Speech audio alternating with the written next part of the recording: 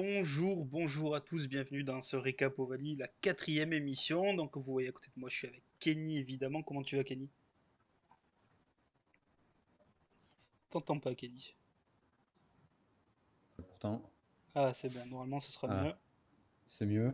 Ouais, normalement, Ok. j'espère en tout cas. Ça commence bien. Et évidemment, hop, je vous le mets à l'écran. On a la chance aujourd'hui d'accueillir l'homme de la buvette Armandie, Romain Perrois. Comment tu vas? Salut, très bien, toujours très bien après une victoire, donc ça faisait très longtemps que j'allais mal, et aujourd'hui C'est ça va ça. très bien. On voulait t'accueillir bien avant, mais tu t'es échappé, on va dire. Non, je rigole évidemment. Ouais. Mais, euh, Mais au moins comme ça, maintenant tu es là, content évidemment, forcément content après cette belle victoire où tu as dû avoir un petit peu peur en fin de match, on y reviendra un petit peu plus tard. Alors je vais te présenter quand même pour ceux qui ne te connaissent pas ou qui en tout cas te connaissent que sous le nom de la buvette. Alors tu as 36 ans, tu habites à Naï dans le Béarn si je le prononce bien. Tu as créé une agence web en 2018. Tu es un grand fan d'Agen évidemment. Tu as créé en 2010 du coup un blog sur Agen parce que tu es expatrié du côté d'Albi. Du coup le blog La Buvette d'Armandie qui est devenu maintenant une page Facebook, Instagram et Twitter évidemment. Voilà, c'est un blog je disais pour qui visait surtout les expatriés pour voilà, avoir le contenu et voilà les infos fraîches du côté d'Agen et du Lot-et-Garonne. Et maintenant voilà, tout se passe sur les réseaux. Ton but premier voilà, c'est de retrouver cet esprit buvette. Tu me l'as dit hier quand je t'ai demandé où tu peux voilà, échanger avec les supporters et voilà, avant, pendant, après les matchs, grâce aux réseaux sociaux. Et puis voilà, et puis on parlera évidemment d'Agen en troisième partie d'émission. En tout cas, ça me fait vraiment plaisir de t'accueillir dans cette émission. J'espère que tu es prêt. On va passer rapidement au programme. Kenny, quel est le programme du jour? Ah, il est copieux le programme. On va voir trois sujets principaux. Bon, évidemment, un truc, quelque chose de vraiment chaud là, c'est le 15 de France qui est actuellement en stage à Marcoussis. On connaît le capitaine du 15 de France. On se demandait la semaine dernière qui ça pouvait être. On l'a trouvé.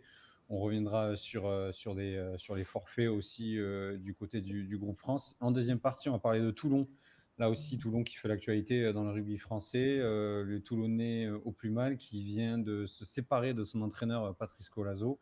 Donc voilà, on va faire un petit état des lieux du club de la Rade. Et ensuite, bien sûr, comment ne pas évoquer la victoire à Genèse vendredi soir contre Aurillac qui était tant attendue après 36 matchs, après 34 défaites consécutives et presque 600 jours, et plus de 600 jours sans victoire. Les Agenais ont enfin gagné. On verra si l'embellie peut se confirmer ou pas pour le Lot-et-Garonnais. Voilà, et puis j'en profite pour dire bonjour à Jay dans le chat et bonjour à tous ceux qui ont rejoint voilà, l'émission. N'hésitez pas à participer, cette émission c'est un petit peu la vôtre aussi. Voilà, si on peut échanger sur des sujets avec vous, ça nous fera plaisir. Alors que la perceuse reprend là-haut, c'est excellent. Donc voilà, on va commencer directement par le sujet. Le gros sujet de la semaine, c'est évidemment le 15 de France. Du coup, le 15 de France était de retour à Marcoussis lundi. Kenny, Mm. la grosse info, c'est surtout Dupont, capitaine de cette équipe. Oui, le choix du nouveau capitaine de ce 15 de France, il était attendu. En effet, avec la période de convalescence de Charles Olivon et qui se poursuit, ils étaient 5 à pouvoir prétendre à ce titre de capitaine, dixit Fabien Galtier, le sélectionneur des Bleus.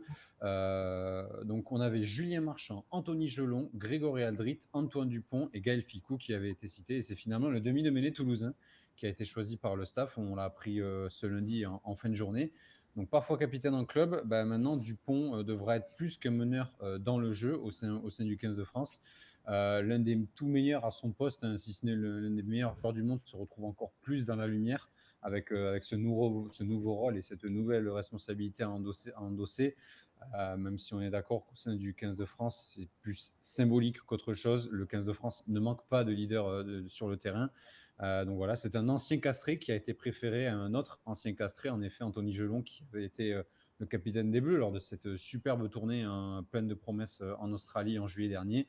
La question est donc de savoir maintenant si Dupont pourrait rester capitaine des Bleus par la suite, hein. C'est une question qu'on peut légitimement se poser, même si le staff de son côté l'affirme. Le capitaine des Bleus avec une vision pour 2023, c'est bien Charles Olivon. Mais qui sait ce qui peut se passer hein, sur les trois tests. On le rappelle, les Bleus qui joueront contre l'Argentine, la Géorgie et enfin La Nouvelle-Zélande, voilà. Est-ce que ce choix, Romain, je t'interroge sur le choix du capitaine du 15 de France. Est-ce que toi, parmi ces 5, tu t'attendais à celui-là? Bon, c'est un des plus logiques. Ça aurait pu être Anthony Gelonge, mais il n'est pas, il est pas tout le temps titulaire. Donc voilà, Antoine Dupont, on sait qu'il va être titulaire à chaque match. C'est le meilleur joueur de l'équipe, hein, c'est un des meilleurs joueurs du monde, donc ça me paraît logique. On le connaît leader par l'exemple sur le terrain. Je ne connais pas du tout son rôle dans le vestiaire ou autre, mais bon, je suppose que si le staff l'a sélectionné, c'est qu'il voilà, il doit quand même avoir un rôle dans le vestiaire, qu'il doit avoir un bon état d'esprit. Et ça va être un test sur ces 3 matchs. Hein. On va voir si on arrive à gagner ces 3 matchs avec le capitaine. Pourquoi pas aller au bout avec lui jusqu'à la Coupe du Monde. Mais ça me paraît un choix logique. Voilà, moi j'aurais mis lui ou Jelange plutôt, hein, plutôt que, voilà, que ce soit Ficou, Marchand ou le 5e nom, je ne sais plus qui c'est que vous avez dit.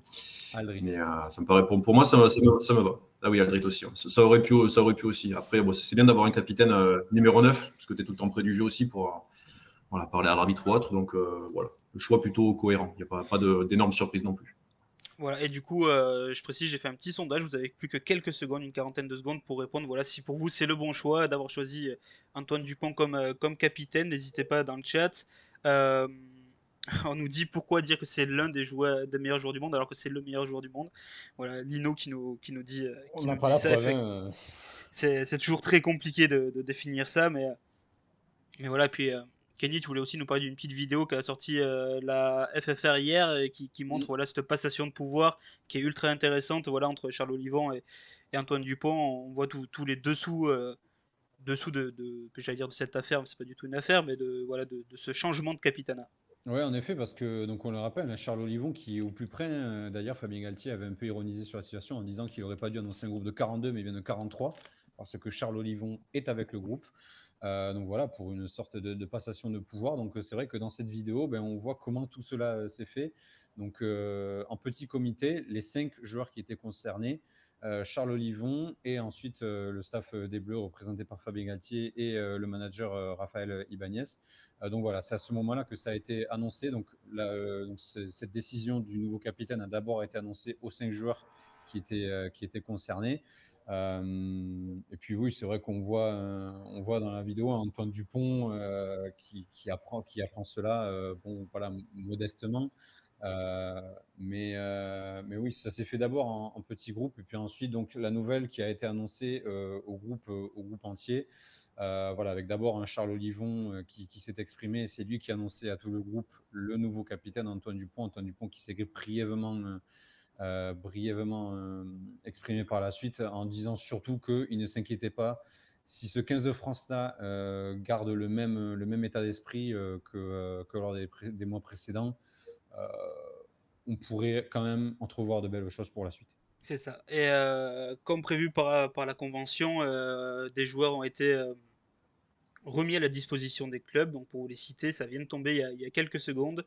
Romain Buros, Ibrahim Diallo, Brice Dulin, Kylian Gerassi, Antoine Astoy, Wilfried Patin, Bernard Leroux, Emeric Luc, Thierry Paiva, Vincent Ratez, Donovan Taufifenois, Florent Van Verberg, pardon, Florian Verrag et Tani Villy de Clermont. Donc voilà, tout ça, c'est les joueurs qui sont repartis en club ce week-end, qui seront là pour la journée. Ça, c'était la petite aparté. Et Kenny, je te laisse aussi lancer un petit sujet sur ben voilà, quelques blessés, quelques changements. Qu'est-ce que ça change justement? Ouais, bah, avant même le début de la tournée, on a quand même bon, ça devient une habitude, mais voilà, on a quand même des annonces de forfait. Donc après Gambé-Villiers, bon, ça s'est fait assez rapidement. Fabien Galtier, lors de la conférence de presse, l'avait annoncé. Donc 2 joueurs se sont ajoutés à cette liste. Donc on a d'abord le pilier Rochelais, Winnie Antonio, victime d'une lésion musculaire, hein, lors du match et de la victoire contre Toulon. Antonio qui a été remplacé par Dorian Aldeguerri. C'est la 2e blessure au poste de pilier droit, à préciser, après celle de Mohamed Awas. Qui lui s'était blessé un peu plus tôt dans la saison. Enfin et surtout, on a le centre du Racing, Virimi Vakatawa. Ça, c'est un peu plus handicapant. Élément clé d'attaque française qui a dû renoncer à cause d'une fracture aux côtes. Donc après Arthur Vincent, le 15 de France, qui perd 2 éléments majeurs au centre de son attaque. C'est le Toulonnais Emeric Luc qui a été appelé pour la première fois. Alors, quelles conséquences peuvent avoir ces 2 forfaits? En tout cas, bon, le deuxième semble un peu plus épineux compte tenu du rôle que tenait le Fidjien dans les phases offensives françaises. On sait que Vakatawa a vraiment une grosse importance. Romain, le forfait de Vakatawa, ça peut être vraiment un problème pour l'équipe de France sur l'ensemble de la tournée? Je pense pas que ça soit non plus un énorme problème, mais c'est vrai qu'il était excellent, il marchait sur l'eau sur les deux dernières années. Après, bon, il n'a pas fait un début de saison, j'ai pas vu tous les matchs, mais il n'a pas fait un début de saison tonitruant non plus, hein. Tout le monde en parlait déjà. Il y avait eu un article, je crois, sur Rugbyrama pour indiquer un petit peu la problématique, parce que normalement, c'est le centre titulaire, mais il marche pas sur l'eau. Le Racing ne marche pas à fond non plus en ce début de saison. Donc, je pense tout le monde dit qu'on a un gros réservoir pour une fois, qu'on a plein de joueurs. C'est l'occasion de prouver ça. Après, bon, il débloquait beaucoup de situations, hein, sur des situations en 1 contre 1 où il arrivait à débloquer des matchs. Donc, ça va être l'occasion de tester, hein. L'objectif, c'est d'être champion du monde en 2023. Donc, si on veut être champion du monde, il faut avoir une profondeur d'effectif comme les All Blacks ils ont, hein. Les All Blacks, quand ils ont des blessés, on ne voit pas la différence. Il faut qu'avec l'équipe de France, avec le système de jeu en place, il y ait des joueurs qui rentrent et que le niveau rester cohérent. Et ouais, ces tests, en plus, c'est l'occasion de faire jouer, je pense, des jeunes ou des joueurs qui n'ont pas trop joué jusqu'à présent, qui prennent un peu l'expérience. Donc, c'est pas une mauvaise chose, quoi. Et justement, est-ce que tu n'as pas peur que vraiment on perde vraiment une grosse capacité de puissance quand même au centre? Parce que on sait que Ficou est surtout là pour la défense, évidemment, il est performant, mais quand même, Vakatawa, c'est quand même notre perce muraille, celui qu'on envoyait un petit peu voilà, au front, et puis avec une qualité pour passer les mains. Est-ce que tu n'as pas peur que voilà, justement, dans le jeu de transition voulu par Fabien Galtier, ça perde un peu de cette fraîcheur, de cet atout-là? C'est possible. Après, je ne sais pas qui c'est qu'ils ont prévu de mettre à sa place. S'ils ont prévu de mettre un gros cube ou de mettre un joueur de ballon. Mais bon, je pense que le style de jeu de l'équipe de France, il est beaucoup aussi dans le mouvement. Donc, voilà, avec Ficou et un autre joueur au centre, je pense que ça peut le faire. Après, on va vite voir, hein. Je pense que la Géorgie, ça va pas être un trop gros souci. L'Argentine, ça devrait à peu près le faire. Le gros test, ça va être contre les All Blacks. On verra la paire de centre qui sera alignée contre eux. Parce que bon, c'est un peu la référence. On va bien voir si c'est vraiment un gros souci. Mais bon, il faut vraiment qu'on trouve des doublures au même niveau, quoi, parce qu'on n'est pas à l'abri d'avoir une blessure avant la Coupe du Monde, d'avoir des joueurs manquants. Donc, il faut vraiment qu'on double les postes et qu'on ait un groupe de 30-40 joueurs de niveau à peu près égal pour pouvoir pallier, pour pouvoir faire tourner la Coupe du Monde et avoir des matchs de poule. On ne pourra pas faire jouer tous les matchs pour être frais pour les phases finales si on se qualifie. Donc, c'est important de tester ça. En plus, sur ces test matchs, ça porte bien le nom, hein. Ça permet de tester des nouveautés, des paires de centres peut-être un peu moins puissantes, des joueurs qui ont un peu moins joué. Et j'espère qu'on aura des belles surprises. On a eu des belles surprises l'été dernier avec Jaminet. Il y a peut-être des joueurs qui vont se révéler aussi au centre, donc il faut l'espérer pour l'équipe de France. C'est ça. Et Lino qui nous met la Géorgie, les pauvres, ils vont prendre une sauce. Donc voilà, c'est un peu ce qu'on espère. Après, on attend une équipe, un peu remaniée. On imagine en tout cas contre la Géorgie avoir entre guillemets une équipe un peu plus remaniée contre l'Argentine et la Nouvelle-Zélande, surtout contre la Nouvelle-Zélande, une équipe on va dire titulaire et qui pourrait entamer la Coupe du Monde justement contre la Nouvelle-Zélande en 2023. À noter Jay quand qui nous même met que Paddy, ils sont quand même aguerris au top 14. C'est vrai que c'est quand même un bon point. C'est des joueurs quand même qui ont l'habitude de jouer dans notre championnat domestique. à noter que pour l'instant, les Bleus s'entraîneraient avec Jalibert en 10 et Ntamak au centre. Donc on doublerait le poste de demi-ouverture, comme il se fait notamment en Angleterre avec le duo Owen Farrell-George Ford. Donc apparemment, cette solution-là serait à laisser. Donc on aurait une paire de centres Ntamak-Ficou. On va voir ce que cela peut donner. Je trouve que c'est pas mauvais comme idée. C'est surtout quand on regarde sur les réseaux, c'est quelque chose qui est vraiment beaucoup attendu. On a deux très grands numéro 10 actuellement et tu as 2 énormes joueurs de ballon, quoi. il y en a beaucoup qui s'attendent à voir, qui espèrent en tout cas voir Romain Ntamak au centre, au moins peut-être pour commencer contre l'Argentine, pour voir si ça peut le faire, quoi, tout simplement. Après, ça faisait longtemps que tout le monde en parlait, de cette association. On n'en rêvait pas, mais bon, il y avait cet éternel débat qui c'est qui doit jouer en 10. Bon, ben voilà, on revient un petit peu sur la même chose qu'il y avait eu à la Coupe du Monde à moins de 20 ans, hein, où c'était Carbonel en 10 et Ntamak au centre. Je crois qu'il est au centre avec Arthur Vincent. Donc, ça marchait bien. Après, je pense que pour jouer au ballon, c'est bien. Ça va être défensivement qu'il va falloir voir. Je pense que du coup, avec Ntamak au centre, il va être un petit peu ciblé en défense. Il va falloir voir son comportement au poste de centre, voir si aussi Je ne sais pas si avec Toulouse, les derniers matchs, il a beaucoup joué au centre ou en 10, mais il me semble qu'il était plutôt en 10. Mais, Le dernier match qu'il a joué au centre avec Toulouse, ça remonte à l'année dernière. En Champions Cup, c'était en Ulster. Et c'était il y a quasiment un an. Donc il faut quand même avoir des réflexes au centre, il faut reprendre un peu des réflexes. Donc c'est toujours bien d'avoir, c'est un 5-8e qu'on dit, d'avoir un type qui peut avoir du jeu au pied quand on a le numéro 10 qui est un peu sous pression, ou qui peut le remplacer sur les phases où le numéro 10 est dans un rec ou autre. Ça va être franchement intéressant. Hein. J'ai hâte de voir ça, parce qu'on a vraiment deux super numéros 10 qui sont franchement, je trouve, de niveau équivalent. Ils ont chacun leur qualité. Sur Jalibert, il fait quand même un très gros début de saison, un super attaquant. Voilà, Ntamak, ça fait longtemps qu'il a prouvé, un peu plus longtemps, on va dire. Donc voilà, hâte de voir les deux à l'œuvre, en espérant qu'il y ait de la complémentarité aussi. Voilà, c'est pas parce qu'ils sont bons tous les deux en 10 que ça va forcément marcher en 10 et 12, mais voilà, j'espère que ça va se faire intelligemment et qu'ils vont se trouver et qu'ils vont trouver une complicité, quoi, parce que ça peut être vachement intéressant d'un point de vue offensif. C'est ça. Et tu parlais un petit peu de Carbonel, ça me permet de faire une transition toute faite pour le club sur lequel on va s'attarder un petit peu maintenant. On revient au top 14.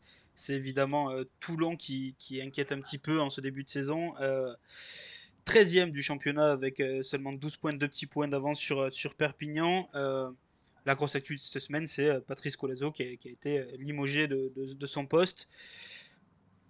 Et qui paye évidemment le début de saison raté du RCT. Voilà, ça aurait été fatal pour Patrice Colazo. Il a quitté le club mardi, voilà, après avoir subi une 6e défaite en 8 matchs dimanche soir à La Rochelle, en plus grosse défaite.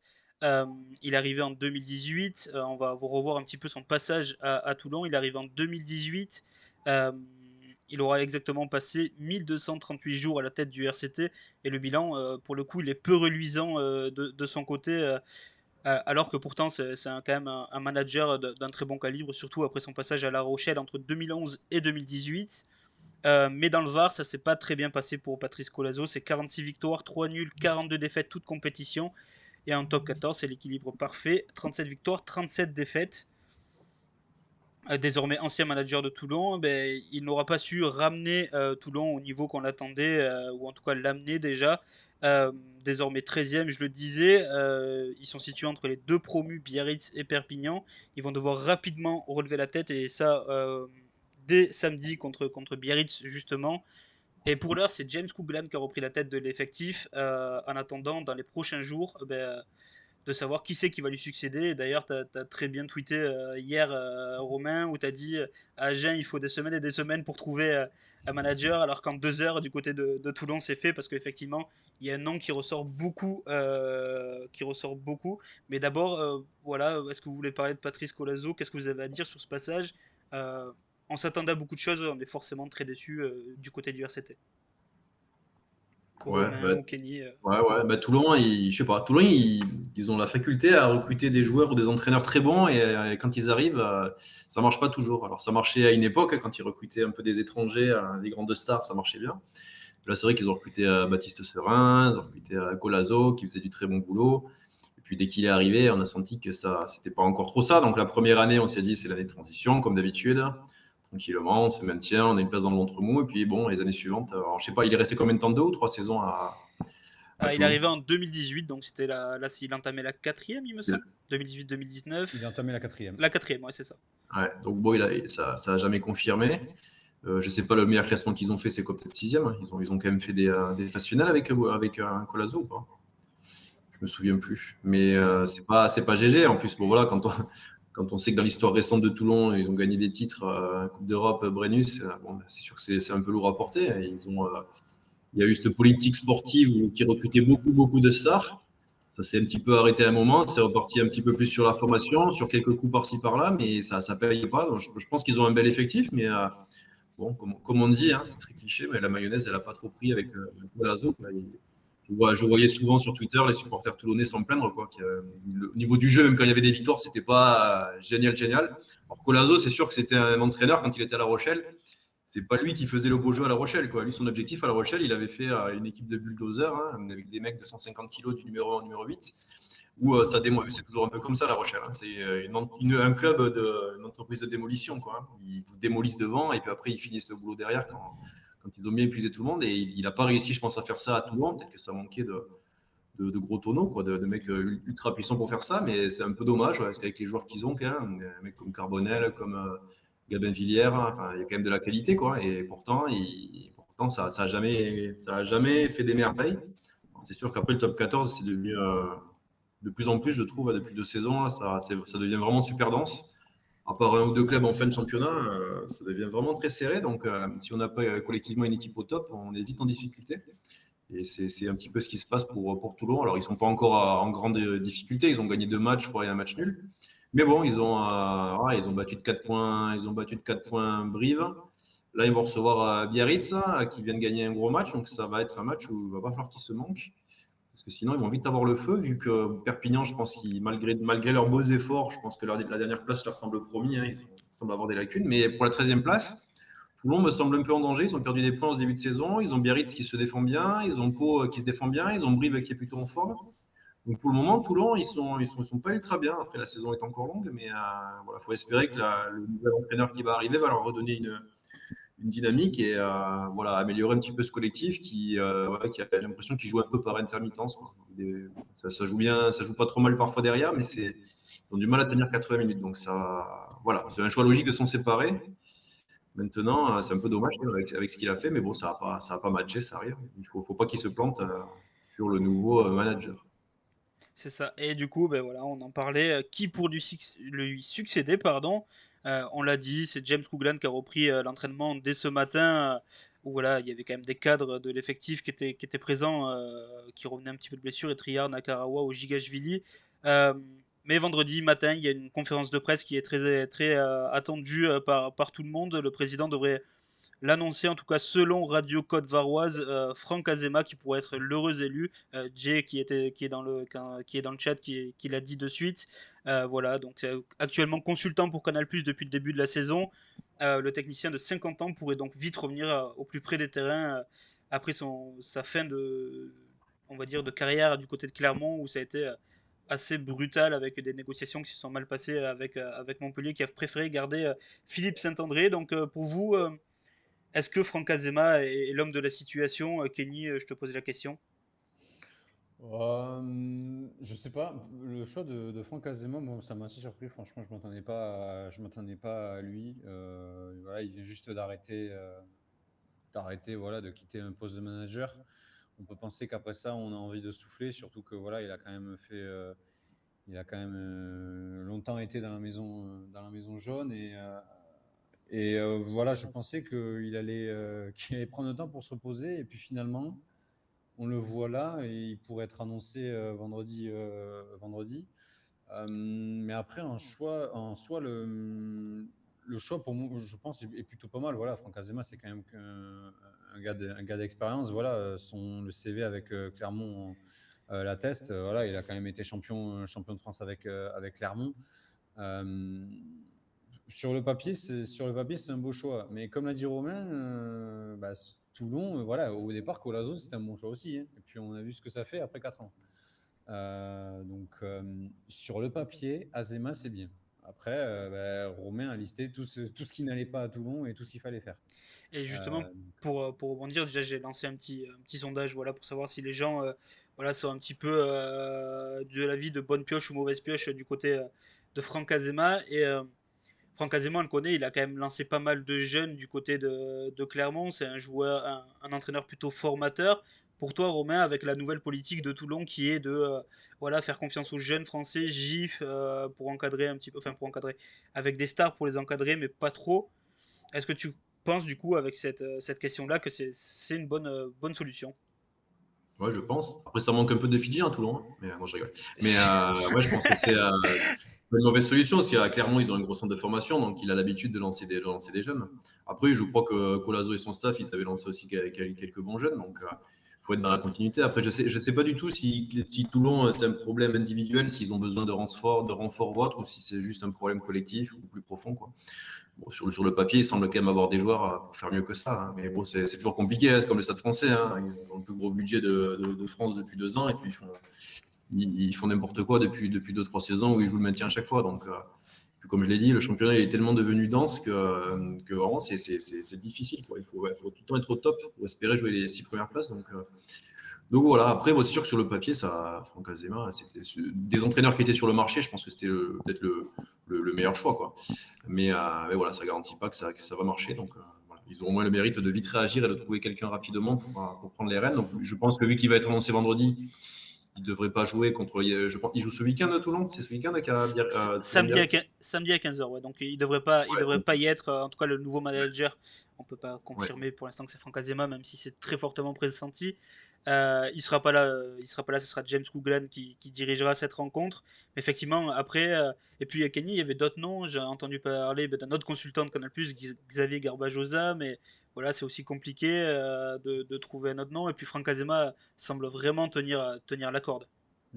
Ouais, après, le truc avec Toulon, c'est que franchement, puis il faut remonter à loin, hein, mais depuis Bernard Laporte, les entraîneurs se sont cassés les dents à Toulon.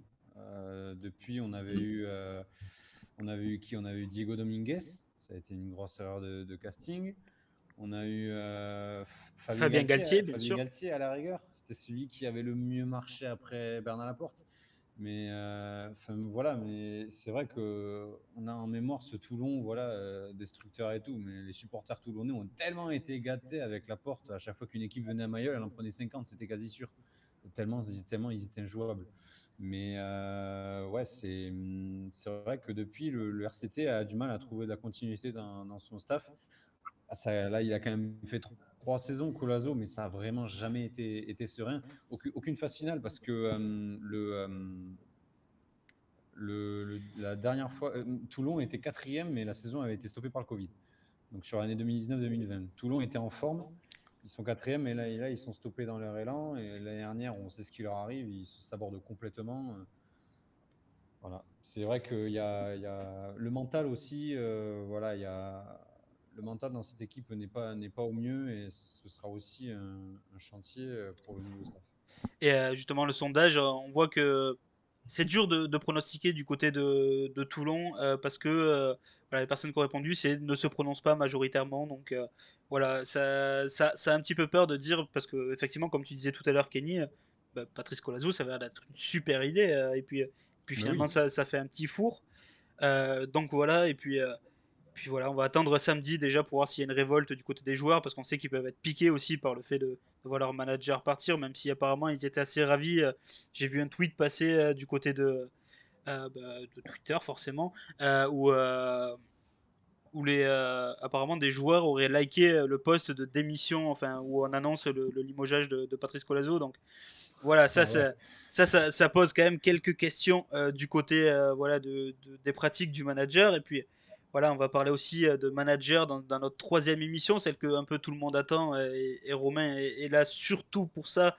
On l'a invité surtout pour ça. Ben, c'est incroyable, mais on va parler de victoire. On va parler de victoire du côté d'Agen dans cette troisième partie. On a fait 4 émissions, on parlait que de défaites. C'est un peu notre feuilleton depuis le début avec Kenny. Kenny qui est un grand supporter aussi du SUA, donc qui a beaucoup de choses à nous dire là-dessus. Mais voilà, on fait une victoire. On testera évidemment la parole après Romain, mais Kenny, tu voulais un petit peu introduire cette délivrance. Ah, elle est enfin arrivée. La délivrance, comme tu dis. Enfin, après, attention, le mot délivrance, il est à prendre avec des pincettes, mais après 34 matchs et plus de 600 jours sans la moindre victoire sur le terrain, en match officiel, parce que les supporters du SUA n'oublient pas qu'on a gagné à Trévise la saison dernière. Le SUA s'est imposé vendredi dernier sur sa pelouse d'Armandie contre Aurillac, 25-21. C'était la première victoire également à Armandie depuis le 19 octobre 2019. Ça paraît être une éternité. Dans le sillage de joueurs comme Camille Girondeau ou encore Paul Graou et d'impact player comme Coligno Ramoka, hein, qui était sorti du banc et décisif sur l'essai justement de Paul Graou, les Agenais ont enfin réussi à enrayer une terrible spirale négative. Il suffisait juste de voir les scènes de liesse sur la pelouse après le coup de sifflet final pour se rendre compte du bien fou qu'a pu faire cette victoire, surtout mentalement. On a vu des joueurs, Camille Girondeau, qui longtemps resté sur la pelouse, presque hagard. Mais voilà, c'est peut-être franchement ce coup qui fait vraiment du bien. Mais le sport de haut niveau reste exigeant. Et il faut quand même rappeler que les Agenais ne doivent absolument pas se reposer sur leur laurier. Pour preuve, ils sont toujours derniers de Pro D2. Ils se déplacent ce week-end à Carcassonne, 13e, qui n'est pas super bien. En cas de victoire, le SUA pourrait sortir de la zone de relégation. Une défaite, au contraire, ferait ressurgir beaucoup trop rapidement des vieux démons qui étaient encore là il y a quelques jours. Et voilà, petite section prono maintenant, petit sondage encore une fois. Voilà, on veut que vous participez. Alex Litz qui dit allez Agen. Voilà, grand supporter d'Agen, on connaît un petit peu aussi. Euh, Justement, en petite section prono. Déjà, tu étais au stade et forcément on est obligé de te poser la question. Qu'est-ce que ça a fait de voir Agen gagner? Ça faisait tellement longtemps. Ouais, bon, franchement, on n'y croyait plus, hein, vraiment. J'étais allé à Lourdes le matin, là, parce que je m'étais dit, je ne sais plus quoi faire, quoi. Franchement, quand tu as 34 défaites, ça fait 2 ans, tu as oublié au bout d'un moment ce que ça fait de gagner, quoi. Tu t'es habitué, habitué au scénario catastrophe, ou même en top 14, hein, on menait à la mi-temps, et puis il arrive toujours un truc incroyable. On prend un rouge, ou l'adversaire prend un rouge, et on sort du match, on a des blessés, on se prend des interceptions, et c'est passé tout le temps. Tout le temps, et ça a failli nous arriver en fin de match, hein, contre Aurillac. Hein, la sirène de fin de match sonne et on a la pénalité, on ne la sort pas, quoi. Ça finit dans le but et il relance, on se retrouve sur notre ligne. Voilà, ça a été que ça pendant 2 ans et franchement, on en a souffert. Hein. C'était dur, quoi. Quand on est fan de rugby, qu'on est passionné par un club, c'était lourd, quoi. On était triste le week-end. Ma famille en avait marre de moi. Elle en avait marre que je ne souris pas au repas de famille. Donc, c'était pesant, quoi, vraiment. C'était la vérité, hein, j'exagère à peine, quoi. Donc, puis on commençait à perdre un petit peu le goût d'aller au stade, le goût d'encourager son équipe. La presse en avait parlé, mais sur les dernières défaites à domicile en Pro D2, le public en fait match il sifflait même plus, quoi. Il y avait vraiment de la résignation. On se disait bon, encore une fois, c'est passé à côté et rendez-vous au match suivant. Et là vraiment, ça a été une grosse délivrance, notamment sur l'essai de Graou. On n'était pas nombreux, on était même un peu moins de 4000, mais il y a eu une ambiance, je trouve, à Armandie. Quand il y a eu l'essai de Graou, ça a explosé. On aurait dit qu'on était 10 000. Vraiment gros soulagement parce que vraiment on n'y croyait plus. On se disait mais celui-là, si on le perd, voilà, on a déjà joué à domicile à Narbonne, les trois plus petits budgets, hein, Narbonne, Bourg et Aurillac. Si on n'en gagnait pas un de ces trois-là, on se demandait contre qui on allait gagner, quoi. On avait joué les matchs un petit peu les plus prenables et on avait réussi à les perdre, alors que bon, Bourg-en-Bresse, on n'aurait jamais dû le perdre. Narbonne aussi, hein, c'est les matchs qu'on perd à chaque fois à la fin. Et on les avait perdus. Et voilà, pour une fois, on a réussi à avoir un petit matelas d'avance, même si ce n'était pas gagné à la mi-temps. Et voilà, les joueurs, ils ont vraiment mis du cœur. Ils ont mis vraiment les mains enfin dans les rucks où on a gagné cette bataille-là. Et voilà, en Pro D2, on le sait, sur ton début de saison, il faut savoir gagner un petit peu moche. Et là, il ne faut pas avoir peur de le dire. On a gagné sans être flamboyant. On a mis un bel essai, mais le reste du match, ça a été du jeu au pied, de la défense, de la bataille dans les rucks. Mais voilà, en Pro D2, ça suffit parfois, et souvent même pour gagner. Donc, il faut d'abord se construire sur des victoires comme ça, même à l'arraché, où c'est beaucoup de combats.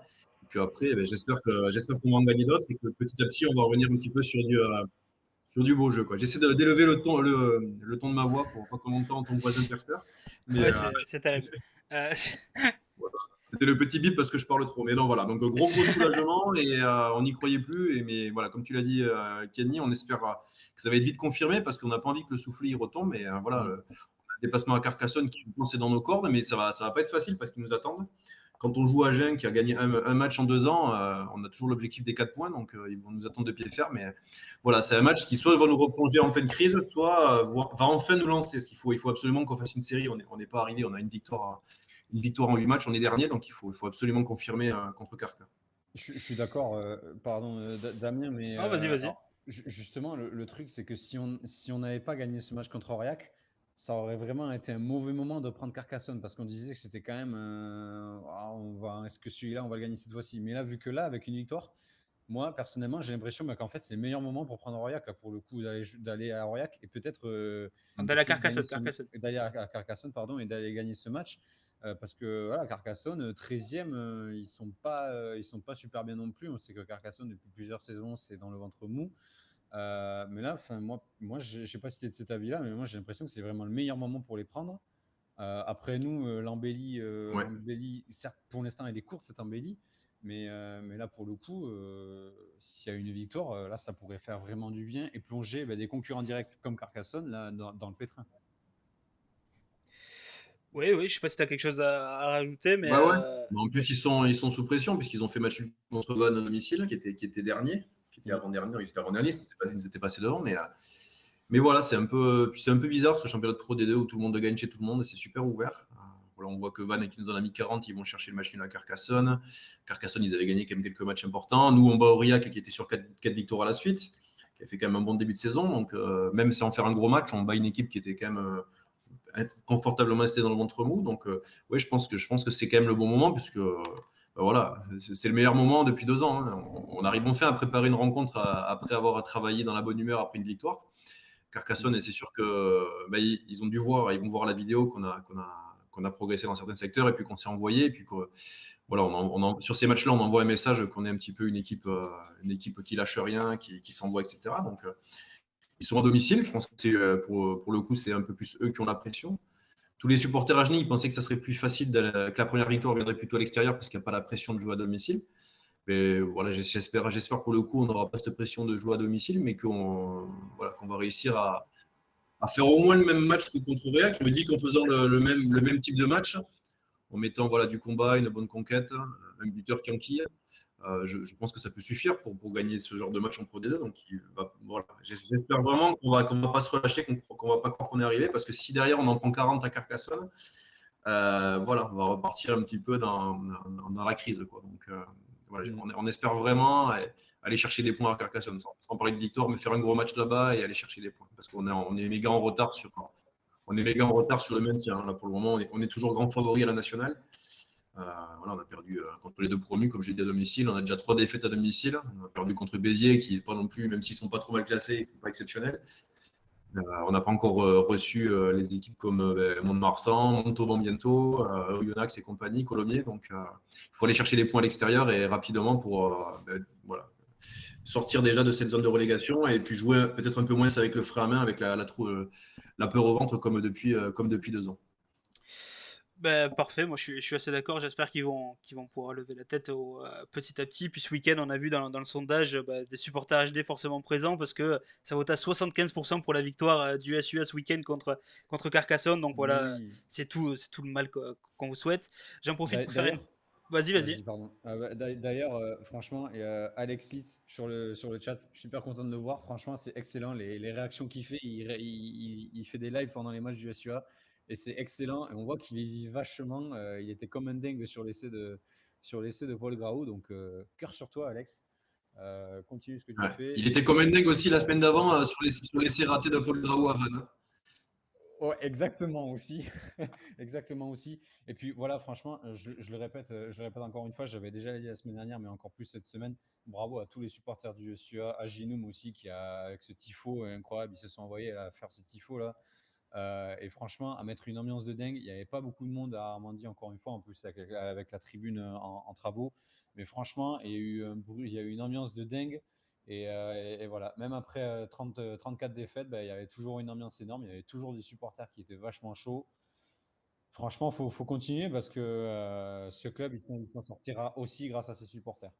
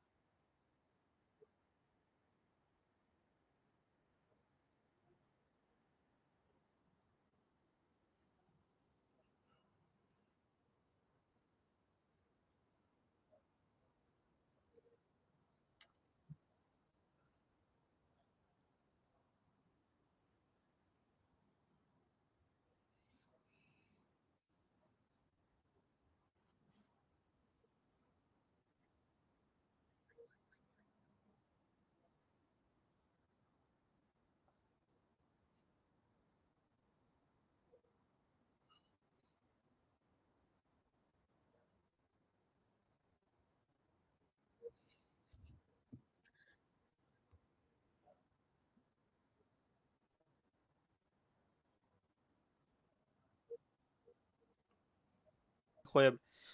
Du coup, je disais, voilà, je reprends, on n'a rien vu.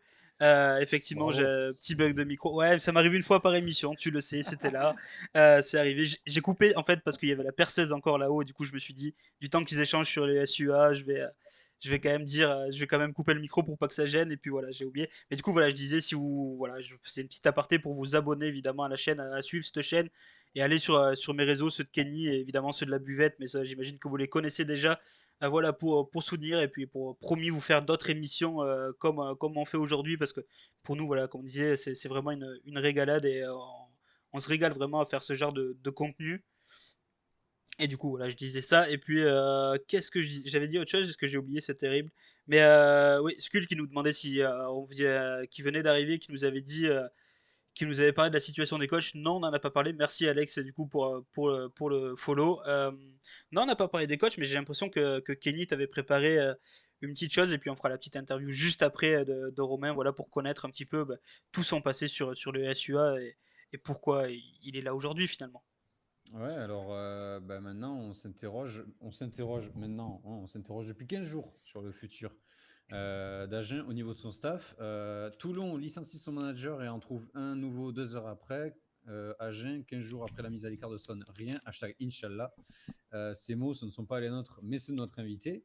Et on ne peut pas lui donner tort, hein. Franchement, en effet, 2 semaines après le départ de Régisson et de Christophe Dello avec pertes et fracas, il faut quand même le dire, le SUA n'a toujours pas trouvé son nouveau manager. Mais va-t-il vraiment y en avoir un? Parce que selon Midi Olympique, Sylvain Mirande et David Ortiz devraient finalement rester en place, et ce jusqu'à la fin de la saison.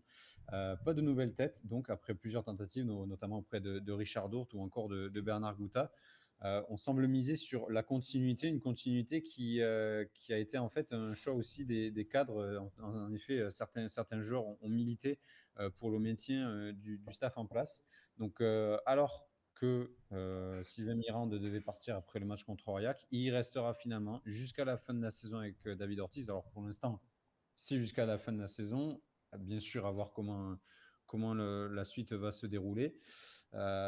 Romain, bonne ou mauvaise idée le choix de finalement garder ce duo Mirande-Ortiz et de ne pas avoir de nouvelles têtes au sein du staff? Moi, j'ai une autre question qui rejoint un petit peu cette question, c'est est-ce qu'après la victoire, les dirigeants se voilent pas un petit peu aussi peut-être la face avec cette victoire, cet engouement qu'il y a eu, se voilent pas un petit peu la face en se disant c'est bon, on a gagné, on repart sur un nouveau cycle entre guillemets, on peut garder les managers, enfin les deux entraîneurs qui nous ont fait gagner.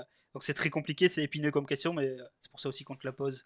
Ouais, c'est vrai que c'est compliqué. Alors oui, clairement, je pense que l'objectif de Monsieur Fontenot, le président du SUA, son rêve idéal, ça serait de se garder le duo Miranda-Ortiz jusqu'à la fin de la saison, se maintenir, voilà, même d'un point, et puis prendre un manager à la fin de la saison. Comme ça, on fait des économies, on n'a pas deux entraîneurs à licencier, on n'a pas un manager à recruter.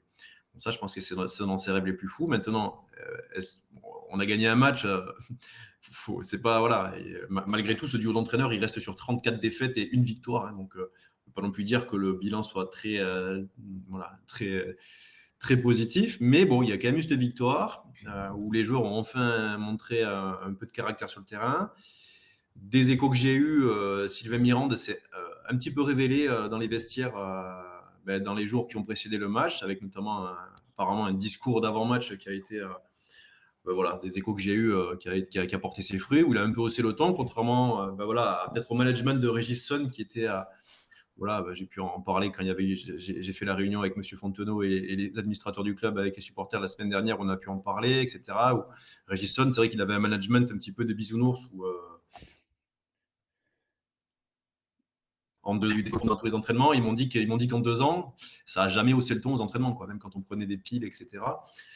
Là, apparemment, ça a l'air de. Maintenant que Régis Son est parti, Sylvain Mirande a l'air un peu de prendre, on va dire, un peu du galon. Il a l'air d'un peu de hausser un petit peu le ton, mais les joueurs devant leur responsabilité. Ça a l'air de crier un petit peu plus. En tout cas, ça a porté ses fruits contre Aurillac. Donc moi, je lui souhaite évidemment à Sylvain Mirande, à David Ortiz, je leur souhaite évidemment de réussir avec le SUA. Maintenant, c'est encore une fois, on part dans l'inconnu, hein, comme depuis 2-3 ans au SUA. Hein, c'est une gestion assez bizarre où il y a des entraîneurs qui partent, il y en a qui arrivent, il reste une semaine, ils partent. Là, on a un duo d'entraîneurs, David Ortiz, et lui, il est là, il a bien envie de rester là, malgré les résultats. Sylvain Mirande, il avait dit que par solidarité, il partait. Par solidarité avec Régis Son, il avait dit qu'il partait. Entre-temps, il a gagné contre Aurillac. Il y a peut-être le vestiaire qu'il a soutenu, il a changé d'avis, il a un petit peu retourné sa veste. Donc pourquoi pas, hein, moi, j'ai vraiment envie d'y croire à ça, mais je ne suis pas certain et je vois que chez beaucoup de supporters, on n'est pas beaucoup à y croire. Je pense vraiment qu'on aurait quand même besoin d'un manager à poigne pour tenir un peu tout ça et puis pour donner un vrai projet un petit peu à moyen terme à l'équipe, parce que là, on travaille dans l'urgence. Donc, on va avoir un élément de réponse très rapidement, hein. Si à Carcassonne, on ne gagne pas ce match, ça va forcément tout redistribuer. Maintenant, je pense que c'est un choix, il faut le dire, c'est un choix par défaut, hein. On a tenté de faire venir Richard Dourte, qui était pas le grand favori, mais voilà, Monsieur Fontenot, le président du SUA, il voulait Richard Dourte. Les administrateurs du SUA, ils ont clairement bloqué, ils ne en voulaient pas. Donc, ça ne sera pas Richard Dourte, a priori. Les administrateurs, ils voulaient plutôt Bernard Gouta. Monsieur Fontenot un peu moins. Mais le problème, c'est que Monsieur Gouta, il est lié contractuellement à la SM et surtout au contrat de Monsieur Azema. Apparemment, ça a l'air très compliqué, mais l'un ne va pas sans l'autre. Donc, je ne sais pas trop qu'est-ce qu'il y a dans les clauses à Clermont, mais ça coûterait très, très cher de prendre Bernard Gouta. Maintenant, voilà, il y a Franck Azema, ouais, pourquoi pas, mais voilà, il y a Franck Azema qui part à Toulon et qui apparemment, clairement, il serait prêt à le libérer. Donc, ça va peut-être libérer Bernard Gouta qui serait disponible pour venir à Agen. A priori, lui, il serait plutôt partant, mais plus en fin de saison. Donc, voilà, si ça se fait comme ça se goupillerait vraiment top, quoi.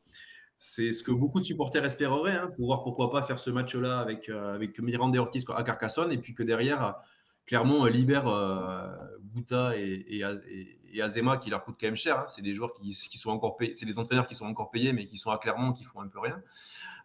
Voilà, ça arrangerait tout le monde. Donc j'espère que ça va se jouer comme ça. Parce que ça pourrait vite se compliquer si on vient perdre à Carcassonne et qu'on se repart dans une spirale négative. Ça ferait là, ça fait déjà 15 jours où on nous a promis un nouveau manager, on nous a promis des recrues et il s'est absolument rien passé. Donc voilà, c'est sûr que cette victoire, elle est un peu, tout le monde est content, hein, on est reparti positif, ouais, etc. Et on va voir si ça a vraiment lancé une dynamique. On va voir si ça a, pourquoi pas, mis Sylvain Mirande sur les rails pour être un grand manager. Pourquoi pas, je le souhaite aussi. Bon, c'est vraiment tout ça, c'est de l'aléatoire. On en est à croiser les doigts et à prier pour que ça se passe comme ça. Mais voilà, c'est un peu compliqué parce qu'il n'y a pas grand monde sur le marché.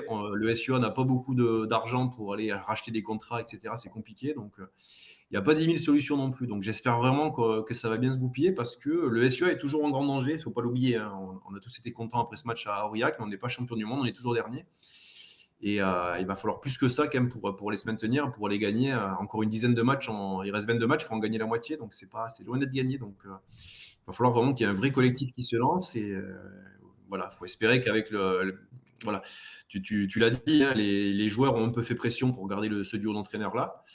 Voilà, bon, à un moment donné, c'est pas non plus les joueurs qui commandent, quoi. C'est au président de présider. Et voilà, j'espère que voilà, pourquoi pas, si vraiment les cadres du vestiaire veulent ce duo d'entraîneurs-là, va falloir que sur le terrain, ils le rendent bien. Et voilà, sinon, ça va être compliqué. Et le président, il va encore se retrouver sous le feu des critiques. Et ça sera pour le coup mérité parce que là, encore une fois, on fait du à peu près. Mais voilà, si tout se passe bien, je serai le premier à applaudir ce coup de poker. Mais c'est très. Voilà, on part un petit peu dans l'inconnu et on espère qu'on va s'en sortir. C'est ça. Et Skull sur le chat qui te rejoint totalement, il dit il faut pas y aller à l'économie, on parle de la survie de notre club. Le président doit y aller fort sur le recrutement joueur-manager parce que ce n'est pas avec une victoire difficile que ça va nous maintenir. Et surtout qu'on est le président, il a fait une interview après la défaite à Vannes où il a dit voilà, on va débloquer, on va les trouver. Bon, je sais pas où. On va débloquer 800 000 euros, 1 million pour renforcer l'équipe, aller chercher un manager, prendre des joueurs à forte valeur ajoutée. Bon, 2 semaines après, on n'a personne, on n'a pas de manager. Le seul écho qu'on a eu, c'est un deuxième ligne anglais qui a l'avantage d'être GIF et qui joue en deuxième division anglaise. Donc, autant vous dire que contrairement à Vannes qui va chercher des joueurs comme Dridi, comme Olinshed, qui était l'ancien 10 d'Agen, etc., qui encore va chercher un international argentin, bon, on n'est pas sur les mêmes pédigrés, c'est pas ça qui va nous rassurer côté supporters. Donc voilà, pour le moment, il n'y a rien d'officialisé, on n'a pas de manager, on n'a pas de recrue. Il y a beaucoup de supporters, même d'observateurs qui disent qu'au SUA, ça manque d'un gros 10, ça manque d'un gros 8, ça manque de joueurs à certains postes clés. Il faut espérer que Thomas Vincent, qui a enfin fait un match à peu près correct contre Aurillac, il faut espérer qu'il revienne à son niveau, hein, même si je trouve que face au Perche, encore une fois, il rate 3 pénalités vendredi dernier qui nous aurait mis largement à l'abri, notamment sur cette dernière pénalité. Mais bon, il faut espérer qu'il revienne à son niveau. Mais voilà, là, on va avoir des joueurs absents avec les test matchs. On a notre numéro 8, Lokotui, qui part en sélection avec les Tonga. On va avoir Kardikoshvili, le deuxième ligne géorgien, qui part en sélection, qui a fait plutôt un bon match. On a le talonneur qui part aussi, Brikvadze, qui part avec la Géorgie. Donc, on a 3 joueurs qui partent en sélection. On a des blessés importants, hein. On a des joueurs que je ne sais plus qui s'est blessé récemment, mais Jessie Gerlener, on a des joueurs importants qui se sont blessés, même peut-être jusqu'à la fin de saison. Et ce groupe, il a besoin d'être, je pense, renforcé. Et il y a urgence. Donc, si vraiment il y a 1 million qui ont poussé sur des arbres, il faut les utiliser maintenant pour essayer d'aller chercher des joueurs à forte valeur ajoutée, quoi. Même le président nous avait parlé de 2e ou 3e couteau de top 14, mais pourquoi pas un joueur comme Dridi, par exemple, l'ailier de Toulon qui va à Vannes, pour moi, c'est une super recrue, quoi. Et nous, on s'est fait souffler ça devant. Donc, il va falloir. Je ne sais pas qui c'est qu'on va pouvoir aller chercher parce qu'il y a plus grand monde sur le marché. Hein. Chez les chômeurs, il y a quelques joueurs. Hein. Bon, pourquoi pas aller chercher un Benjamin Fall ou un Hugo Benval, mais bon, ils sont tout le temps blessés. Donc, c'est une grande recrue. Après, même au-delà de ça, et on en parlait la semaine dernière avec Damien, c'est l'attractivité qu'a Agen. Ouais. Quand tu viens d'enchaîner 30, mais sérieusement, qui veut aller à Agen? Qui veut aller risquer sa carrière à Agen? Ouais, puis j'ai eu quelques échos où il y a déjà des joueurs qui sont déjà en train de préparer l'année prochaine où ils veulent partir, quoi. Parce que quand tu es dans un club, tu as signé dans un club où le président au début de saison très intelligemment dit on va jouer le top 6. Bon, tu te retrouves dernier avec 0 victoire. Bon, on en a enfin gagné une, ça va peut-être changer des choses, mais on est toujours dernier. Donc, c'est sûr que niveau attractivité pour aller chercher des joueurs. Mais bon, on voit que Vannes, ils étaient derniers. Ils vont signer un international argentin, Dridi et Olinchet. Donc, bon, je me dis que si on aligne un petit peu, les sous, on a libéré Victor Moreau, qui était quand même un gros salaire. On a libéré quand même un petit peu de masse salariale. On peut un peu s'aligner pour aller. Voilà, des Français, pourquoi? Ça va peut-être être compliqué. Mais aller chercher au moins un gros joueur étranger, parce que le problème qu'a aussi Agen, c'est qu'on ne peut aller chercher qu'un joueur hors GIF, parce qu'on a déjà atteint le quota. Donc, mais bon, si on doit aller chercher un étranger, qu'on aille chercher un gros poisson, quoi. Et après, pourquoi pas chez les chômeurs ou chez des joueurs en manque de temps de jeu, se faire prêter des joueurs. Mais voilà, c'est sûr. Après, c'est sûr que niveau attractivité, on n'est pas les plus attractifs pour aller chercher des grosses recrues. Donc, je pense que comme les années précédentes, ça va être des paris. Hein. Ce deuxième ligne anglais, apparemment, il a un problème de visa, mais c'est possible qu'il signe. Bon, j'en ai jamais entendu parler, je ne sais pas du tout son niveau, ça va être encore une fois un énième pari. Il va falloir prier encore une fois que ce soit un joueur qui se révèle, qui devienne un formidable joueur, mais voilà, je n'en suis pas convaincu. Et comme d'habitude, comme je le disais pour le manager, on part un peu dans l'inconnu sur des paris, sur Inch'Allah, quoi. On espère que voilà, on prend de manager. On va prendre un deuxième ligne qui joue en Angleterre en deuxième division, et puis on va espérer que la mayonnaise prenne, qu'on n'ait pas trop de blessés, et puis qu'on arrive à gagner 10 matchs. Bon, c'est un peu ça actuellement l'objectif du club et la philosophie du club. C'est pas très rassurant, mais bon, faut y croire.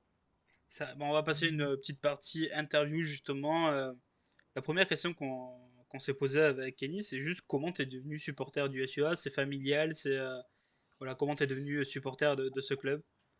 Ouais, bon, déjà, je suis né à Agen, donc ça aide un petit peu. Mais après, bon, voilà, quand j'étais petit, j'avais mon père. Voilà, on va raconter un peu ma vie, mais j'avais mon père qui travaillait à la chambre des métiers, il était cuisinier. Et du coup, à l'époque où le rugby était un peu amateur, il y avait pas mal de jeunes qui étaient logés à la chambre des métiers, qui venaient manger à la chambre des métiers. Donc, mon père, il connaissait des petits jeunes comme ça qui jouaient qui faisaient quelques matchs comme ça avec l'équipe d'Agen quand ça jouait pas trop mal, quand il y avait Philippe Sella et tout. Et donc, du coup, il m'a mené voir quelques matchs, il me faisait dédicacer des ballons, donc c'était sympa.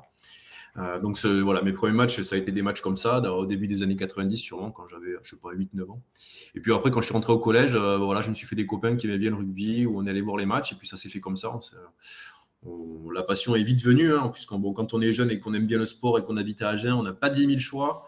Donc du coup, le rugby, c'était pas trop mal. Et puis c'était sympa à l'époque, on pouvait aller au match. Voilà, il y avait quand même des bons joueurs à l'époque, il y avait Benazi, il y avait quand même des super joueurs, quoi. Même si on ne jouait pas là tout le temps les phases finales, ben c'était sympa à aller voir, quoi. Il y avait une ambiance au stade, on jouait quelques phases finales par-ci par-là, et puis voilà, je me suis vite pris au jeu. Rapidement eu cette fierté un petit peu, fierté d'être à Genèse via le rugby qui est ressorti. Et voilà, je suis allé au match de plus en plus, voilà, jusqu'à ce que, ben voilà, quand je suis arrivé à 18 ans, je me suis abonné, un club de supporters. Et puis après, voilà, j'ai créé la Buvette. C'est un petit peu le cheminement en accéléré. Mais voilà, je me suis vraiment, rapidement, je suis devenu un accro du club. Je me suis vraiment pris de passion par ça. C'est moi, voilà, dans ma vie, c'est ma grande passion, c'est vraiment le SUA. J'en ai d'autres, mais c'est vraiment ce qui occupe mes week-ends, mes discussions souvent, c'est le rugby, c'est Agen. Et voilà, on a tous des passions, et moi, c'est ça. Et j'ai de la chance maintenant avec la Buvette d'essayer de partager ça avec le maximum de supporters. On a de la chance d'être dans une ville qui est vraiment de culture rugby, où les gens sont passionnés de rugby, où voilà, on peut croiser les joueurs en ville, on peut discuter avec eux. Les lendemains de victoire, ça parle de rugby partout. Donc c'est vrai que c'est passionnant de pouvoir parler de ça dans une ville comme ça qui baigne là-dedans et qui a eu de la chance ces dernières saisons en plus de pouvoir se battre en top 14 avec nos petits moyens. Et ça a été une grande fierté de réussir à se maintenir 2-3 saisons en étant de très loin le dernier budget, en n'ayant pas de stars. Mais voilà, on a arrivé à battre des clubs comme Toulon à domicile, comme Clermont. Voilà, même si on terminait 10e, on n'était pas champion de France, mais c'était tout comme pour nous parce que voilà, on existait encore dans ce rugby pro. On sait qu'il y a plein de clubs qui se sont cassés la gueule. Et voilà, pour le moment, on existe encore, mais c'est vrai que depuis l'an dernier, on sent ce spectre de Lourdes, de Bourgoin, etc.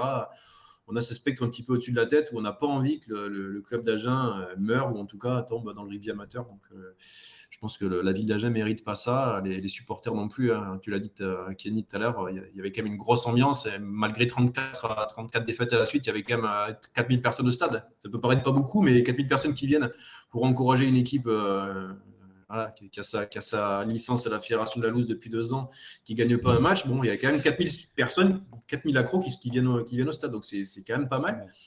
Et voilà, ce club-là, il mérite. Voilà, c'est pas parce que c'est mon club, mais je pense que il y en a d'autres clubs qui méritaient pas de descendre. Ils sont descendus, mais j'espère vraiment qu'on va réussir à se sauver parce qu'en plus, avec le projet de nouveau stade, on a quand même on peut être ambitieux au moins dans cette Pro D2. Quoi. C'est un super championnat, la Pro D2. Moi, je le trouve bien plus intéressant que le top 14 où parfois on s'emmerde un peu, où c'est toujours un peu les mêmes équipes qui gagnent. Bon, voilà, c'est un peu toujours pareil.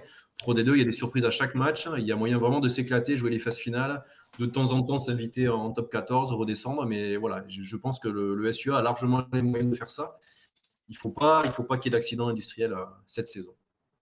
Et ouais, t'as juste oublié de préciser qu'il y a Castres pour faire chier les gros en top 14, mais ça c'est un Ouais, il y a détail. Castres aussi, mais Castres, ils ont un peu plus de moyens. Castres, ils ont les labos Fabre derrière. Non, oui, Mais bien c'est sûr. vrai que Mais je disais juste j'avoue que Castres, pour quand ils emmerder les jouent, gros clubs.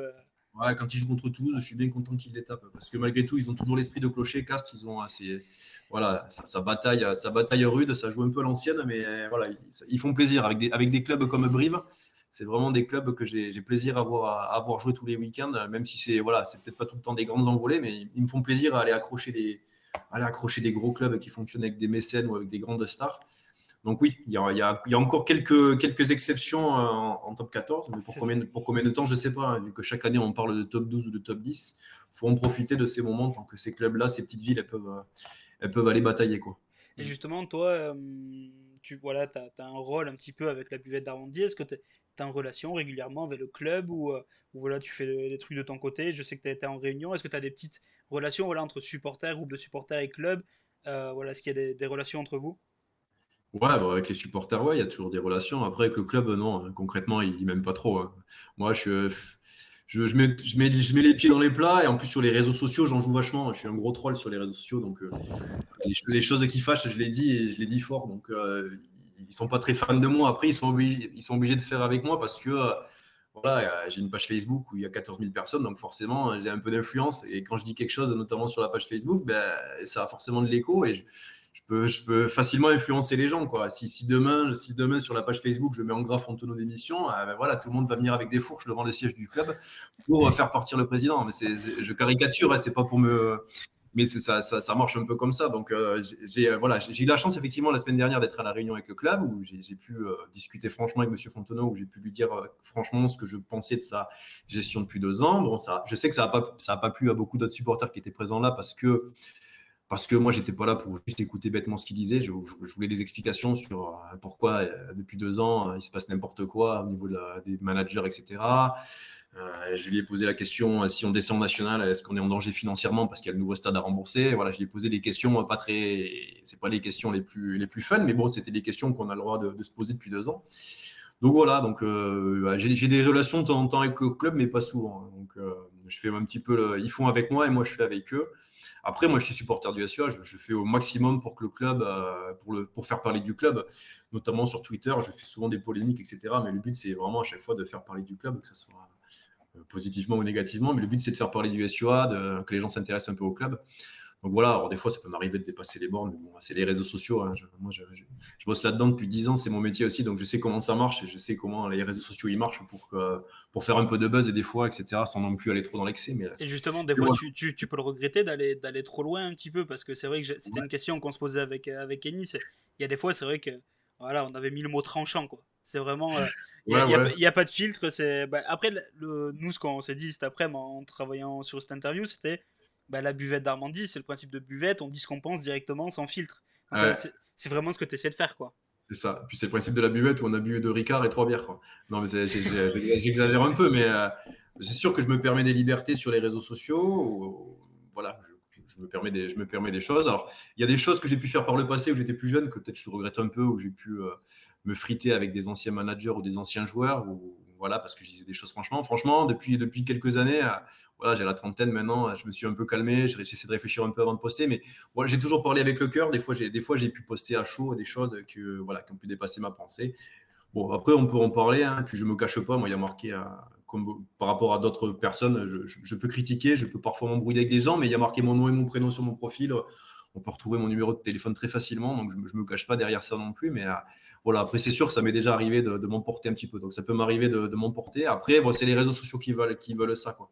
Surtout sur Twitter. Autant sur Facebook et Instagram, ça va à peu près, mais Twitter, c'est un réseau social ultra violent et si on n'est pas un petit peu violent en contrepartie, on se fait vite bouffer. Donc, je pense que j'ai pris le pli tout simplement. Et des fois, je rentre un petit peu je rentre un peu dans les gens, quoi. Je leur rentre un peu dans le lard, mais voilà, les gens qui me connaissent, ils savent que je suis quelqu'un de presque timide, plutôt gentil, qui a un bon fond, mais voilà, quand il s'agit du SEO et que les gens dépassent les bornes, je peux vite m'agacer. Et puis après, bon, je pense que les gens qui me connaissent, ils savent que je troll très facilement, donc notamment les supporters de Toulouse.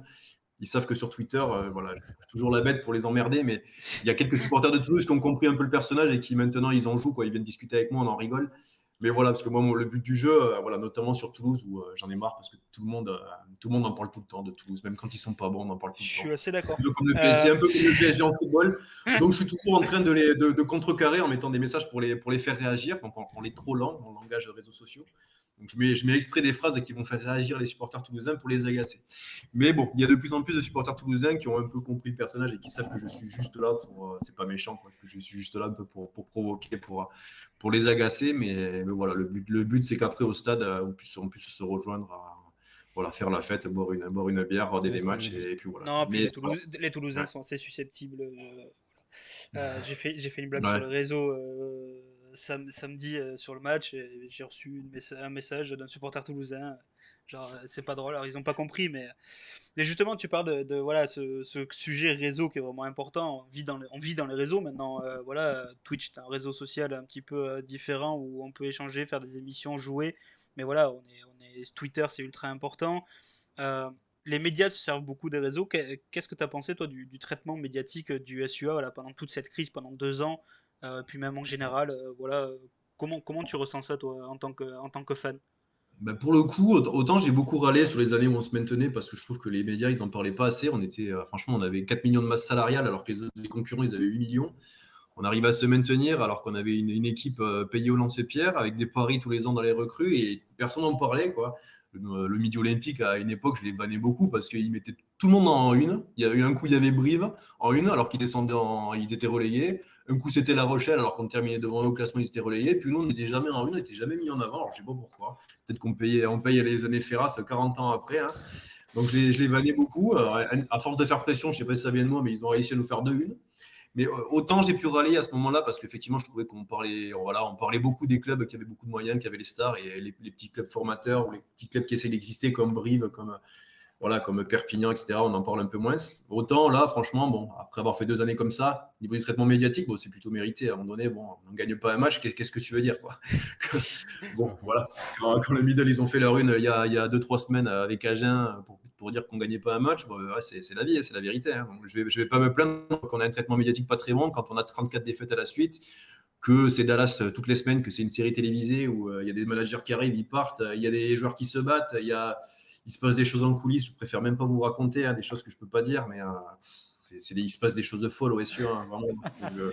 C'est incroyable ce qui se passe. Donc Si là, tu pour le veux, si coup, tu veux en dire une ou deux, nous on est d'accord, hein, il y a les réseaux sociaux je derrière. peux On rien va dire, vite. mais il se passe des choses dans le cœur du vestiaire ou à la tête du club, des choses un peu bizarres, quoi. Donc voilà. Après, bon, comme je pense qu'il se passe des choses dans beaucoup de clubs, mais là, il se passe des choses. Tout à fait. Parfois, on comprend un peu mieux pourquoi le SU en est là, mais j'espère qu'il y a des choses qui vont vite changer pour que le SUA puisse se relever, quoi. Ça, bon, bah, je sais pas, Kenny, t'as peut-être des questions, parce que c'est vrai que j'ai monopolisé un petit peu le questionnaire, mais Est-ce que tu as des questions, toi, en tant que supporter du SUA, justement? Peut-être tu as envie de savoir les coulisses, hein, il les disait justement, il veut pas nous les dire, mais essaie de forcer peut-être. Non, si tu as des questions plus sérieusement, n'hésite pas. Non, mais moi j'écoutais religieusement les anecdotes qu'il avait. Non, mais non, tu vois, j'ai pas vraiment de questions qui me vient, mais c'est vrai que Laporte, je pense que c'est celui qui apporte plus de visibilité au SUA. Ah si, moi j'avais juste une question par rapport à Toulouse, parce que ouais, tu dis que tu les chambres vraiment. Est-ce que tu aimes bien le Stade Toulousain ou t'aimes pas Ah trop quand non, même, parce que bon. ah non, non, après, vraiment, je déteste cette équipe, hein. D'accord, ouais, d'accord. Je J'avais peux pas rien les compris. saquer, quoi. C'est comme Marseille et Paris en football. Vraiment, je les aime pas, quoi. C'est depuis tout petit, hein, même quand on les battait. C'est juste, c'est le voisin, quoi. Donc, c'est Hmm. le voisin. En plus, il y a cette rivalité. J'ai connu l'époque où les deux équipes elles rivalisaient en haut de tableau. Donc, non, non, je les aime pas. Et bon, ça va mieux quand même depuis que Guinoves est parti, parce que j'aimais vraiment pas Guinoves. Bon, après, j'aime de moins en moins ce Hugo Mola. Donc, bon. Ah. Mais ça va, c'est quand même mieux qu'à une époque. Voilà, c'est quand même une équipe qui joue bien. Leurs supporters sont vraiment. J'ai pas mal d'amis toulousains, donc leurs supporters sont sympas. Après, c'est comme ça. C'est au rugby. Quand Toulouse joue à la télé, je supporte toujours l'adversaire, qui que ce soit. Donc c'est comme ça. Que ce soit en Coupe d'Europe, en championnat, je serai jamais pour Toulouse. C'est pas possible. Ou alors vraiment, il faudrait que la victoire de Toulouse fasse qu'Agen se maintienne, par exemple. Mais vraiment, il n'y a que ça, quoi. Ouais, ouais, oui. Donc voilà, je les apprécie pas trop, mais bon, je les apprécie pas trop, mais voilà. Après, j'aime bien les supporters, j'aime bien le jeu qu'ils font, évidemment. On est obligé d'être fan. Ils ont des joueurs comme Antoine Dupont, qui ne l'ont pas formé comme beaucoup d'autres joueurs, je rappelle. Hein. C'est pas qu'une équipe, parce qu'ils pleurent tous les ans qu'ils ont tous leurs joueurs en équipe de France. Mais ces messieurs, ils vont recruter Anthony Gelanche, ils vont piller Castres. Hein. Ils vont prendre Anthony Gelanche à Castres, ils vont prendre Tekouri à Castres, ils vont prendre Antoine Dupont à Castres. Donc, chaque saison, ils prennent le meilleur joueur de Castres. Et puis, ils vont recruter quelques joueurs par-ci par-là. Donc, Heureusement, voilà. on a C'est prolongé pas non plus Barlow. trop. Ouais, Comme ça, au heureusement qu'il y moins, en a quelques-uns qui restent. Mais s'ils le veulent, ils le payeront. Ça fera jamais de mal. voilà, c'est C'est- ça. Mais bon, ils se plaignent d'avoir trop de joueurs sélectionnés, mais ils vont en recruter aussi. Donc, ils ont un centre de formation où ils ont déjà 6-7 internationaux et ils n'ont qu'à faire avec. Hein. pour recruter du pognon non, pour récupérer du pognon et recruter des pipes. Merci, Skull. Belle vision de. On a aussi Attends, Skull qui met. On a aussi ce gros problème avec la formation. On est dans les meilleurs de France espoir. Puis dès qu'ils font quelques bons matchs en première, on les lâche au détriment de notre équipe. Mais oui, mais ça, c'est Ouais, le mais c'est fonctionnement ce de la GEN, que c'est d'ailleurs ce, c'est comme ça que le club c'est existe, la d'ailleurs. question que j'ai pu poser c'est la question que j'ai pu poser à Monsieur Fontenot mardi soir, qui se plaignait à juste titre de dire que l'équipe aussi, elle en était peut-être là parce qu'on avait perdu 7-8 joueurs importants, hein, Julien Herito, Pierre Fouissac, Quentin Béthune, Antoine Ah, mais Miquel, on peut faire Clément une équipe. Laporte, Facundo Bosch, On etc., peut faire etc. une équipe. Hein. Arthur Joly, Georges Tisley, Philippe Onacosi. Enfin voilà, on a une équipe pour jouer le top 6. Donc oui, il disait à juste titre qu'on avait perdu pas mal de joueurs. Mais j'ai quand même pu lui demander, quand même, à la réunion de mardi dernier, pourquoi il avait lâché des joueurs comme Nathan Decron, qui a signé à Pau, ou Clément Laporte, qui a signé à Lyon, alors que ces deux joueurs étaient sous contrat. Quoi. Ça, c'est parce que Donc, c'est des joueurs qui avaient des clauses, peut-être, top eh 14, des clauses top 14. ben, alors, ça a été compliqué parce qu'à la visio, M. Fontenot m'a soutenu qu'ils avaient des clauses, mais je suis allé me renseigner. Et j'ai des gens dans mon entourage, des journalistes, des supporters qui sont de la famille de ces joueurs-là, qui m'ont confirmé que Nathan Decron n'avait pas de clause Pro D2 et que Clément Laporte était bien sous contrat parce qu'il avait prolongé jusqu'en 2020 et qu'il a signé à Lyon en 2019. Il n'y avait pas de clause non plus pour ces deux joueurs-là. Donc il n'a pas osé me le dire ou peut-être qu'il s'en rappelait pas. Hein. Mais on a vendu ces deux joueurs-là pour récupérer de l'argent sur ces 2 années de contrat restantes. Donc à un moment donné, ok, on récupère des sous, mais il ne faut pas non plus aller se plaindre qu'on perd tous nos jeunes si aussi on n'est pas capable de les garder jusqu'à la fin de leur contrat. Quoi. Ça, c'est un peu. Mais après, c'est compliqué, c'est facile à dire parce qu'on n'a pas beaucoup d'argent. Donc, c'est sûr que d'aller chercher, je dis n'importe quoi, mais d'aller chercher 100 000 euros parce qu'on libère Clément Laporte ou Nathan Decron avant la fin de contrat. Bon, avec 100 000 euros à Agen, on recrute 4 joueurs. Quoi. Donc voilà. Pourquoi pas. C'est vrai, mais c'est pour ça, c'est comme ça que le club existe. Enfin, après, le parallèle est bizarre, mais Monaco au foot fait la même chose. C'est des jeunes, ça sort des cracks, et puis ça les vend, et c'est comme ça que. Et c'est le fonds de commerce du club. Agen, c'est la même chose. Sans tous ces joueurs qu'on avait, parce que oui, je suis d'accord, franchement, Agen, c'est l'un des meilleurs centres de formation. Bon, là, les gifs, c'est vrai que paradoxalement, on a moins de gifs alors qu'on est dans une situation difficile et qu'on doit s'en remettre à ça, mais il y a des années où on était les meilleurs dans l'exercice quand il y avait le bilan. Agen était au top au niveau des gifs. Oui, après voilà, c'est la devise du club, informons l'exception. Hein, mais bon, c'est depuis qu'on a mis en place cette devise, c'est un peu moins le cas. Mais franchement, c'est On voilà, a fait une c'est saison exceptionnelle. c'est ça. Mais après, c'est l'une des marques de fabrique du SUA. Et franchement, le SUA existe aussi grâce à ça, grâce à sa formation qui est quand même, ces dernières années, qui a quand même sorti d'énormes joueurs, hein. Et d'ailleurs, c'était la première victoire du logo. Oui, Oui. tout à fait. Incroyable. Là, je viens Première de victoire penser à ça, officielle. ça vient de me Ouais, percuter. j'ai tweeté au créateur du logo, qui est Louis Gontier, quelque chose comme ça. Je l'ai tweeté après le match pour lui dire ça, il était plus le J'ai vu chat ton noir. tweet, oui. Le Ah, il problème a... ne venait pas du logo, hein. Ça devait être fou pour lui, n'empêche. Ça devait Ouais, être sûrement son premier logo créé pour un grand club ouais. comme ça. Et voir ça, ça doit être. Il doit Ah, se dire, bah, c'est bon, je suis blacklisté, je suis chat noir. Si je fais il d'autres n'a pas fait designs, trop la c'est pub. mort. Ouais. Ouais, Parce que c'est je sûr. pense que la dernière chose qui a été magnifique à Agen, c'était cette vidéo. Parce que moi, franchement, la vidéo, j'avais vraiment super kiffé. En fait, il y a eu plein de choses positives, hein. Au niveau de la com, il y a eu des choses un peu mieux. Il y a eu des vidéos de présentation du nouveau maillot, du nouveau logo, Ah de ouais, plein de choses, l'été des abonnements. 2020, Les vidéos ça sont promettait magnifiques. de superbes choses. Franchement, ça a auguré de superbes C'est choses. ça qui est Et c'est ça qui a été difficile, c'est qu'on avait le projet Stade, on va recruter des mecs comme Jean-Marcel Lamutin, Camille Girondeau, qui ont quand même un nom dans le rugby français. alors, On se dit ça y est. excuse-moi de te couper, j'ai Ouais. envie de te poser une question. Après, voilà, franchement, est-ce que toi, tu étais vraiment confiant à l'été 2020? On revient un peu, je fais une aparté, mais ton avis m'intéresse. Est-ce que tu étais vraiment confiant à l'été 2020 quand on avait recruté des Jean-Marcel Muten et Camille Girondeau, voilà, des joueurs Ouais. de top 14 pour, voilà, est-ce que tu étais vraiment confiant? Parce que moi, franchement, Ouais, j'étais ouais. hypé et c'était une des rares fois que j'étais hypé par le recrutement d'âge. Que t'as été quoi? Que ça m'emballait, quoi, que le recrutement était vraiment pas Oui, mal, mais qu'il moi avait aussi, mais vraiment ça, pas mal ça, de ça, ça, ça a emballé tout le monde. Ça a emballé tout le monde parce que sur le papier, pour une fois, on n'allait pas chercher des inconnus, quoi. Après, les inconnus, les saisons précédentes, c'était Facundo Bosch, c'était Filippo Nacosi, c'était des mecs qui sont devenus des super joueurs en top 14. Et là, on est allé chercher des mecs, au final, Jean-Marcel Lamutin, là en plus, s'est pété le genou, et puis là, en top 14, pas très bon. Camille Girondeau, compliqué dans le vestiaire. Compliqué sur le terrain, il a fait quand même quelques bons matchs, mais il s'est souvent blessé. Voilà, puis Ibitoye, gros flop, il fait un gros match contre Castres, et puis après derrière, pas très impliqué, il faisait que se blesser. Bon, voilà, ça a été compliqué, puis il y a eu cette série incroyable de blessures l'an dernier, quoi. Là, les médias, je trouve, ils n'en ont pas assez parlé, mais si on fait cette saison pourrie, on se serait peut-être pas maintenu, mais si on fait cette saison à 0 victoire, c'est parce que tous les matchs, on avait 10-15 blessés, c'était incroyable. Ouais. On avait tous nos joueurs cadres qui étaient blessés. Alors, quand on est déjà le plus petit budget, on se retrouvait à jouer à chaque match, à bricoler, faire jouer des jeunes de 20 ans qui n'avaient jamais joué là, faire jouer des mecs qui n'avaient pas le niveau, faire jouer des recrues qu'on s'est complètement planté, hein. Sous Christophe Lossuc, on a fait du recrutement sans trahir les chiffres. On a des joueurs comme Jordan Puletua, comme Jean-Marcel Butin, qui sont des gros salaires. Et on s'est retrouvé avec des joueurs comme ça qui avaient parmi les plus gros salaires, qui étaient pas très bons, et à faire jouer des mecs à la place qui gagnaient 2, 3, 4 000 euros par mois à être titulaires. Donc, il y a encore ce problème-là dans les vestiaires où on a des titulaires encore qui gagnent 2 fois moins que des titulaires qui gagnent 2 fois moins que certains remplaçants à certains postes. Donc, il y a eu un gros souci. Donc, Christophe Lossuc et le président Fontenot, ils ont fait le pari de faire venir pour une fois des joueurs un peu plus confirmés.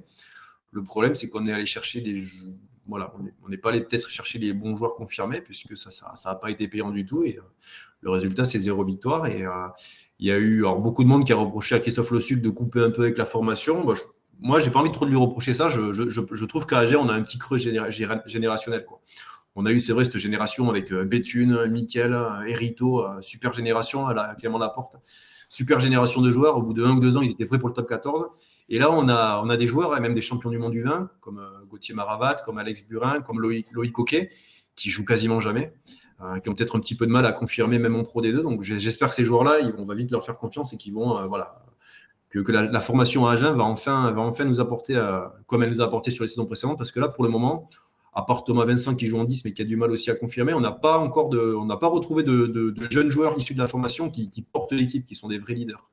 Et ça nous manque parce en plus, on a match à Aurillac, encore une fois, on en revient aux blessures. On a vraiment le chat noir. On avait tous nos leaders qui étaient blessés, hein. Mathieu Lamouli blessé, Gégère Lénère blessé, Martinez suspendu, tous nos gros joueurs d'expérience qui étaient en plus blessés. Donc, on va avoir besoin de joueurs d'expérience et de joueurs qui ont vraiment l'amour du maillot, qui sont formés au club et qui ont vraiment l'ADN SUA, comme ils disent dans la presse. On a besoin de ça. Donc j'espère que ces joueurs-là, on va vite avoir des jeunes joueurs qui vont se révéler. Voilà, il y a un petit jeune, le petit frère de Nalaga là, qui joue en espoir, qui a déjà marqué 4 essais en 7 matchs, je crois, dont on nous dit le plus grand bien, hein, qui met beaucoup d'essais. Alors voilà, j'espère qu'il aura sa chance avec les pros et j'espère qu'il aura la même carrière que son grand frère, parce qu'il fait déjà des vagues avec les espoirs. Donc j'espère qu'on va sortir tous les ans avec AG, on sort 2-3 joueurs dont on n'avait jamais entendu parler. Hein. L'an dernier, il y avait Samuel Nollet. Cette année, j'espère qu'on va sortir 2-3 jeunes en cours de saison. Quoi. Emilien Gaëton. Emilien Gaëton aussi, qu'on allait chercher à Clermont, dont on m'a dit que c'était le meilleur des espoirs à Clermont. Hein. Donc on va piquer à Clermont leur numéro 10. Il est très bon actuellement. Alors, j'ai pas vu encore les matchs des espoirs, mais tout le monde me dit qu'il fait des matchs excellents avec les espoirs d'Agen, qui joue le haut du tableau avec les espoirs. Alors, il a joué deux matchs avec les pros en début de saison. Il fait des matchs sérieux, mais bon, c'est pas facile d'arriver dans un club comme ça qui n'a pas gagné un match, jouer à Bayonne, recevoir Béziers. Voilà, il n'a pas fait des matchs exceptionnels, mais il n'a pas fait de matchs catastrophiques. Je pense qu'il aura sa chance, hein, parce que Raphaël Lagarde est blessé, comme malheureusement un peu souvent. Thomas Vincent qui doit vite confirmer, donc je pense qu'il aura sa chance. Donc pourquoi pas ces joueurs-là vont avoir leur chance. On a vu qu'on a eu le Emilien Gailleton au centre, hein, qui a 18 ans, qui est en train de. Il y a déjà, faut pas se mentir. Il y a déjà des rumeurs comme quoi il partirait à l'intersaison prochaine parce qu'il est suivi par les plus grands clubs de France. Donc, c'est une question de 3 quarts centre, justement. Il est sur le départ, non? Donc voilà, tu as un peu il y a déjà un peu cette réponse, du coup. Il y a déjà beaucoup de gros clubs et si le SUA reste en fond de classement, ça va être compliqué de lui donner des arguments pour le garder, autre que des arguments financiers, parce que là, on ne pourra pas lutter. Mais c'est pour ça que voilà, c'est comme tous les ans. Hein, il faut vite sortir de ces dernières places-là, parce que quand on le voit, hein, les saisons suivantes, elles se préparent déjà au mois d'octobre, au mois de novembre. Et alors là, vas-y pour signer des joueurs quand tu es dernier, etc. Donc, et pour prolonger des joueurs aussi quand tu ne sais pas si tu seras en national l'an prochain ou en Pro D2. Donc, il y a urgence de faire une série de victoires. Ça serait pas mal là d'arriver à. Allez, je ne vais pas nous porter la Scoumoun, mais aller gagner à Carcassonne et battre Montauban, s'installer en ventre mou, c'est bien pour derrière aller prolonger des mecs et puis commencer à recruter pour l'année suivante. Il faut aller à Lourdes. En tout cas, c'est tout le mal qu'on vous souhaite. Kenny, je te propose qu'on passe à la petite dernière partie de l'émission. C'est pour expliquer. Je vois qu'il y a plein de nouveaux aujourd'hui. D'ailleurs, voilà, je le redis, n'hésitez pas à suivre la chaîne pour avoir accès à tout le contenu et être au courant, surtout quand on est en live. Dernière partie, c'est le récap Ovalie. En 2-3 minutes, on essaie de récapituler justement toutes les petites infos, transferts de la semaine passée. Donc, Kenny, vas-y, apparemment, on parle de Machno à Bayonne. Ah ouais, un ancien Agenais, tiens. Un ancien Agenais qui a été révélé au SUA. Maxime Machno à Bayonne, cela semble très probable. Un ancien joueur du SUA actuel 2000 mêlée du Racing devrait quitter le club de la banlieue parisienne à la fin de la saison, et ce, alors que les négociations pour une éventuelle prolongation de contrat sont à l'arrêt. Arrivé chez les Ciels et Blancs en 2012, le joueur aux 38 sélections avec les Bleus ne devrait pas être remplacé par un nouveau joueur. Ça, et au Racing, des prolongations aussi, avec des prolongations de 4 de ses joueurs formés au club, dont le tout jeune mais déjà important Nolan Le Garec, avec la totalité des matchs joués cette saison, donc 4 en tant que titulaire. Le jeune breton profite grandement de la blessure de Teddy Iribaren pour se faire une place. 3 autres joueurs ont également prolongé leur contrat, Eddie Benarous, Hassan Kolengar et Ibrahim Diallo. Et on retourne à Bayonne avec Makala qui arrive. Ouais, c'est un champion olympique qui a posé ses valises au Pays Basque. Donc Cirelli Makala, il avait annoncé dans un premier temps au Fiji Times qu'il ne viendrait pas en France, qu'il voulait se concentrer sur la sélection fidjienne. Finalement, le club a fait savoir sur les réseaux sociaux que Makala serait bel et bien présent dans l'effectif de l'Aviron. Il devrait arriver dans le sud-ouest mardi prochain, le 2 novembre. Il sera présenté au public basque le 5 novembre prochain lors de la réception de Mont-de-Marsan, pour ce qui devrait être l'un des chocs dans le championnat de Pro D2. Et au RCT, on en a parlé un petit peu tout à l'heure, mais on va parler d'un joueur qui décide, lui, de rester malgré les mauvais résultats. C'est Duncan Payoa. Il a prolongé 3 ans son bail avec le RCT. Il est donc lié jusqu'à fin 2025. Il arrive en 2019 en provenance des Reds. L'Australien d'origine néo-zélandaise s'est imposé comme une pièce importante dans une ligne arrière assez jeune du RCT. Et il profite aussi de la blessure de Baptiste Serin pour se faire une place. On va aller un petit peu à Clermont où il s'est passé pas mal de choses cette semaine. Ouais, on va tout d'abord parler de l'un des cadres de l'équipe, le deuxième ligne et ancien international Sébastien Vamaina, qui devrait prolonger avec l'ASM selon RMC Sport pour une durée qui reste à déterminer. La fin de contrat de Sébastien Vamaina est prévue pour cet été. Donc l'ASM serait bien inspiré de prolonger le joueur. Et on parle d'un cas un peu particulier, c'est Camille Lopez qui lui pourrait être bloqué à Clermont, encore avec une année supplémentaire de contrat, lui qui voudrait partir du côté de Biarritz et qui est d'accord justement avec Biarritz, entre Biarritz et le joueur, il y a des accords déjà qui sont tombés. Euh, mais pour l'instant, Clermont refuse de libérer le joueur. On sait que le poste de numéro 10 pose pas mal de soucis du côté de Clermont. Le natif de Moléon va peut-être partir au Clash s'il veut vraiment partir. On sait que c'est pour sa fin de carrière qu'il aimerait partir du côté du Pays Basque et retrouver un petit peu voilà, les terres qu'il connaît si bien. Donc voilà, ça va être un des fils rouges à suivre de cette saison. Est-ce que Camille Lopez va partir ou pas? Et son compère en demi-mêlée, Morgan Perra, lui par contre, devrait partir et pourrait partir du côté d'un stade, ou peut-être de deux. Ah. Ouais, alors une prolongation lui a été proposée, mais l'ancien bergalien intéresse le Stade français, mais pas que. Le dernier club en date à s'être placé, c'est le Stade toulousain. Hugo Mola aimerait bien le profil de Parra, notamment pour en faire la doublure d'Antoine Dupont, hein, qui serait souvent absent entre les matchs de l'équipe de France, notamment. Donc ce serait un classico qui pourrait se mettre en place pour faire signer Morgan Parra, sauf si bien sûr ce dernier pourrait quand même prolonger à la SM. Et à Castres, Jack Wetton s'est engagé, le fils cadet de la famille Wetton. On connaît très bien Gary Wetton, la légende All Black et champion de France avec le CO en 93. Pardon. Jack Wetton arrive en tant que joker médical pour pallier les absences de Rino Peterse, suspendu après son plaquage un petit peu fou il y a quelques semaines, et surtout pour pallier les blessures de Stéphane Onambele et Mathieu Babillot, blessés pour une longue durée. Il a 29 ans et il évoluait cette saison avec la franchise australienne des Waratahs après un petit passage chez les Highlanders. Et à Toulouse, voilà, c'est vague de prolongation et même du manager que notre invité adore. Ah, le manager du Stade Toulousain, Hugo Mola, donc cher apparemment à Romain. Il est sous contrat jusqu'en 2023, mais il pourrait bien poursuivre l'aventure au-delà selon RMC Sport. Donc plusieurs clubs comme le Stade français lorgnent sur le technicien. Ce dernier aurait donné son accord au président Thierry Lacroix. D'autres hommes forts, hein, du staff sont concernés, comme le manager du haut niveau Jérôme Casalbou, qui devrait continuer sa mission. Mais il y a aussi plusieurs joueurs cadres qui pourraient prolonger. Écoutez cette liste: Antoine Dupont, Romain Tamac, Julien Marchand, Thomas Ramos, François Cross ou encore Peato Movaca. Ça peut faire rêver pas mal de supporters toulousains. Tous pourraient s'engager sur des durées allant de 2025 à 2027 et les discussions sont assez avancées pour chacun d'entre eux. Les actuels membres du staff, Poitronneau, Bouillou et consorts, devraient également suivre. Autant dire que si tout cela se fait, le Stade toulousain pourrait aborder l'avenir assez sereinement. Oui, et puis ça fait même rêver d'autres supporters d'autres clubs de pouvoir prolonger autant de stars et leurs meilleurs joueurs. Et dans un autre club aussi, ça prolonge, c'est à Lyon, où Kylian Gérassi restera lyonnais jusqu'en 2024. Le deuxième ligne rhodanien pardon, a officialisé un nouveau contrat de 2 ans avec le Loup. Et il y a aussi Xavier Mignot qui a décidé de rester fidèle au Loup. Le joueur de 27 ans rempile pour les 3 prochaines saisons. Arrivé en 2017 en provenance de Grenoble, l'international français a inscrit 21 essais avec l'équipe rhodanienne. Et à Pau aussi, ça prolonge. Là, il y a beaucoup de prolongations en ce moment. Ouais, ben, là, c'est le pilier tongien Siegfried Fizioi qui va participer, hein. Il est avec les Tonga et il participera à la tournée avec son équipe nationale. Il s'est engagé pour 2 saisons supplémentaires avec la section paloise. L'expérimenté pilier était arrivé en 2019 en provenance du Stade français. Et un petit peu d'actu international, d'actu transfert international. À Sale, il y a peut-être un du présent moins.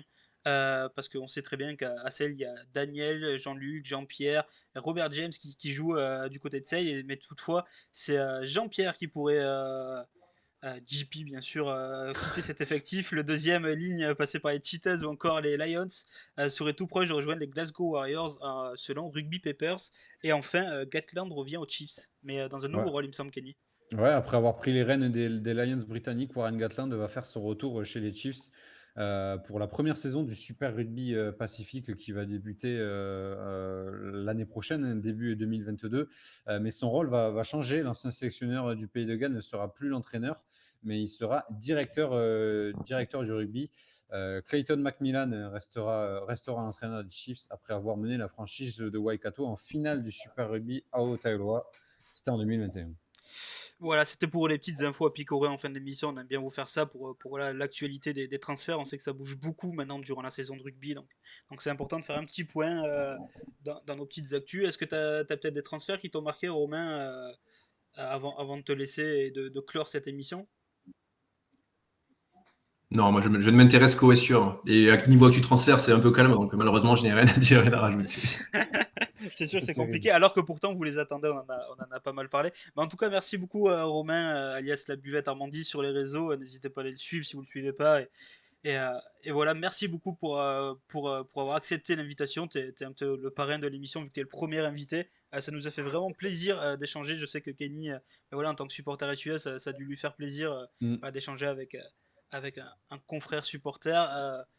Donc voilà, merci Je sais beaucoup. qu'il faut se serrer les coudes. Hein. Ouais, c'est sûr.